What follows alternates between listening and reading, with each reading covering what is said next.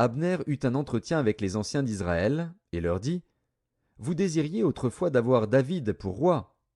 Établissez-le maintenant, car l'Éternel a dit de lui, C'est par David, mon serviteur, que je délivrerai mon peuple d'Israël de la main des Philistins et de la main de tous ses ennemis.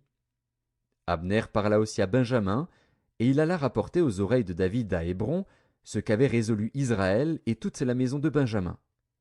Il arriva auprès de David à Hébron, accompagné de 20 hommes. Et David fit un festin à Abner et à ceux qui étaient avec lui. Abner dit à David, Je me lèverai, et je partirai pour rassembler tout Israël vers mon seigneur le roi. Ils feront alliance avec toi, et tu régneras entièrement selon ton désir. David renvoya Abner, qui s'en alla en paix. Voici, Joab et les gens de David revinrent d'une excursion et amenèrent avec eux un grand butin. Abner n'était plus auprès de David à Hébron, car David l'avait renvoyé, et il s'en était allé en paix. Lorsque Joab et toute sa troupe arrivèrent, on fit à Joab ce rapport. Abner, fils de Ner, est venu auprès du roi, qui l'a renvoyé, et il s'en est allé en paix. Joab se rendit chez le roi, et dit, Qu'as-tu fait? Voici, Abner est venu vers toi. Pourquoi l'as-tu renvoyé et laissé partir? Tu connais Abner, fils de Ner. C'est pour te tromper qu'il est venu, pour épier tes démarches, et pour savoir tout ce que tu fais. Et Joab, après avoir quitté David, envoya sur les traces d'Abner des messagers, qui le ramenèrent depuis la citerne de Sira. David n'en savait rien.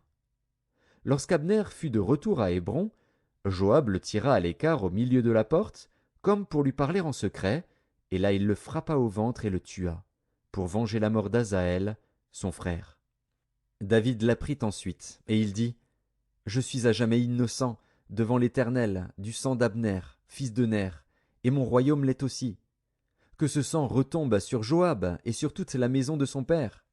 Qu'il y ait toujours quelqu'un dans la maison de Joab qui soit atteint d'un flux ou de la lèpre, ou qui s'appuie sur un bâton, ou qui tombe par l'épée, ou qui manque de pain.